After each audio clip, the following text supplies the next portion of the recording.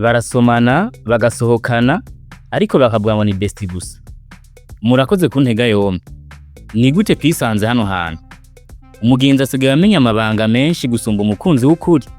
Umugenzi asigaye gutahura kurusha uwo wita ko ari copain, copine, fiancé, époux canke épouse.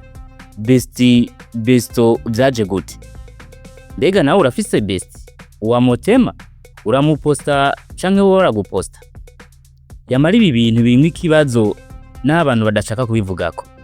Ni ikibazo cibonekeza mu gwaruka cane jano go mu bisagara abajenzi nkuko biyita. Mu vy'ukuri ijambo Bestie canke besto rikomoka ku majambo y'icongereza best friend. Ariko mu mvugo y'ubu iryo jambo rifise insiguro idasanzwe. Besto si best friend gusa ahubwo harimo n'agasunuzo. Kenshi rikoreshwa mu gusigura umuntu muvitaniye ubucuti ukomeye cyane, muvitaniye ukwizerana kudasanzwe, mugasangira amabanga, ivyiyumviro n'ibibazo by'ubuzima. Aha nyine n'ibibazo bibera ibibazo. Ivyo besto akorana n'umukunzi wawe bishobora kuba biruta ivyo we mukorana. Ayo makuru nimba utari uyafise urayamenye, uyakoze ico ushaka. Bestie aganira n'umukunzi wawe amasaha n'amasaha kuri telefone.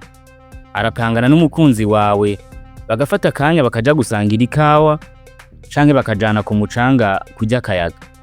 Bestie ashobora kuba aja kuramutsa umukunzi wawe muhira, mbere n'uyu mwanya tuganira bashobora kuba bari kumwe. Bestie ibibazo vyose niwe abitorera umuti. Uyu munsi avuze ati muhebe, ejo uvyukira ku message gashushe kakubwira kati nasanze je nawe ataho tuja tubihagarike.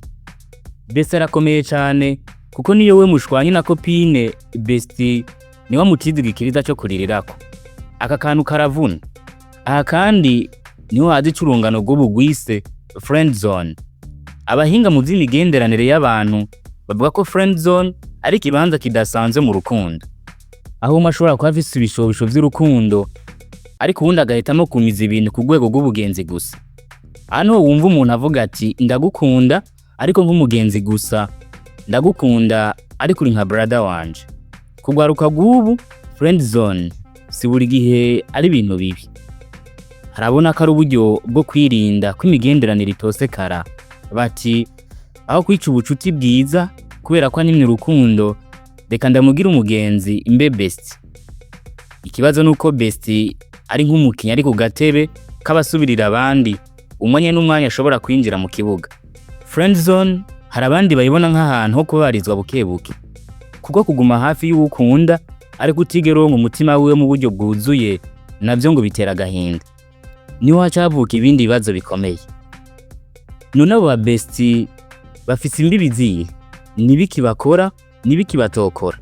Mbega ubucuti bwabo bushika hehe? Mbega gusomana canke kuryamana ibiraba mu ba Bestie?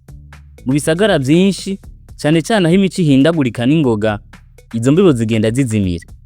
Hari abavuga bati turaryamana ariko turi Bestie gusa. Aha ni mu Faransa Daju vyamucanze akaririmba indirimbo compliqué. Ni urusobangane gusumba uko vyibaza. Abavyeyi n'abakuze baratangara. Mu gihe cabo ibintu byari byoroshe, hari umugenzi, hari umukunzi. Uyu munsi hagati y'ivyo bibiri havutse bishasha. Bestie, besto, best friend forever, situationship, friendzone. Ariko ikibazo kiguma ari kimwe, umutima w'umuntu ushaka iki? Kuko naho amazina yohinduka, ikintu kimwe ntigihinduka. Umuntu wese arashaka kumva ko afise ikibanza kidasanzwe mu buzima bw'ubundi. Nico gituma bamwe bibaza bati mbega Bestie ni ubucuti bw'ukuri canke n'urukundo rutinya kwiyita izina ryago? Sheri wafise Bestie wokumva umutekano? Duhurire muri commentaire.